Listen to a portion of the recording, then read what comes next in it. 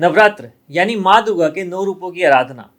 इन नवरात्रों में हम सिर्फ माँ दुर्गा के 9 रूपों की आराधना ही नहीं करते, बल्कि नारी शक्ति के विभिन्न रूपों को नमन भी करते हैं। आप सभी जानते हैं आने वाले 30 मार्च से नवरात्रि का पर्व आरंभ होने वाला है।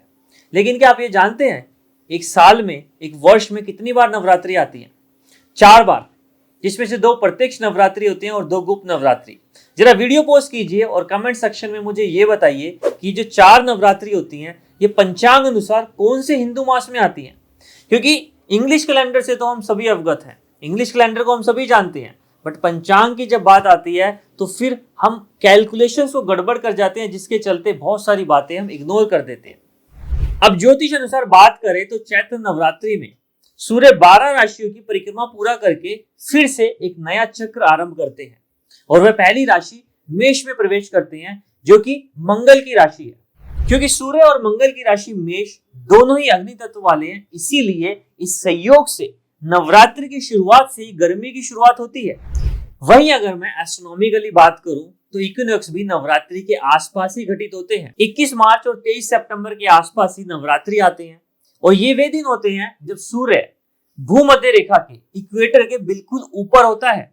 आप देख सकते हैं हर एक सनातन व्रत और पर्व के पीछे सिर्फ धार्मिक आस्था नहीं है, बल्कि साइंटिफिक रीजंस भी हैं। और इसीलिए इन फेस्टिवल्स का उद्देश्य होता है हमें प्रकृति से जोड़े रखना, ताकि हम उसमें होने वाले चेंजेस को अडेप्ट कर सके, नेचर के साथ अपने आप को बैलेंस कर सके। इसीलिए हर फेस्टिवल को कल्चरल वैल्यू की तरह मनाना बहुत जरूरी है, क्योंकि ये फेस्टिवल ही हमें नेचर, आयुर्वेद, एस्ट्रोनॉमी और प्लैनेट्स के साथ जोड़े रखते हैं, जिनका हमारे जीवन में बहुत प्रभाव होता है। पर मॉडर्नाइजेशन के चक्कर में हम इन कल्चरल वैल्यूज को आउटडेटेड समझने लग गए हैं, इग्नोर करते जा रहे हैं और फेस्टिवल्स को सिर्फ एक मौज मस्ती का दिन समझ के सिर्फ सेलिब्रेट करने लग गए हैं, जिसके चलते उस फेस्टिवल में छुपे बेनिफिट्स को हम इग्नोर कर जाते हैं, जो कहीं ना कहीं किसी ना किसी रूप में हमें लाइफ में स्ट्रगल देता है। इसीलिए हर एक हिंदू फेस्टिवल को समझिए, उसकी इंपॉर्टेंस को जानिए, ताकि आप अपनी रूट्स, अपने कल्चर और अपनी सभ्यता से सही मायने में जुड़े रह सके। आज आपसे किसी मुहूर्त या किसी राशि विशेष उपाय या किसी जोशीय विषय पर चर्चा नहीं करूंगा, क्योंकि उससे रिलेटेड, नवरात्र से रिलेटेड बहुत सी वीडियोस आपको social media, YouTube, Instagram, different channels पर मिल जाएंगे।